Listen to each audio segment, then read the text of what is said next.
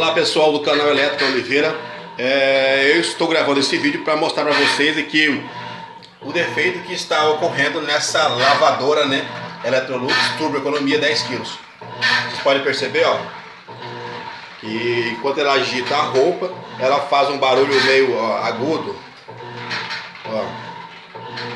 Parece que tem alguma coisa pegando, tá? Então eu vou desmontar esta máquina, vou verificar qual foi esse erro, desse defeito, e aí estarei, né, consertando, estarei resolvendo esse problema, e assim que estiver resolvido, tá, postarei um novo vídeo para vocês. Um forte abraço e peço que se inscrevam no canal, deixe seu like se você gostou do vídeo, e aí até o próximo vídeo, pessoal, certo? Elétrica Oliveira, resolvendo para você os seus problemas do dia a dia com suas lavadoras e também eletrodomésticos em geral.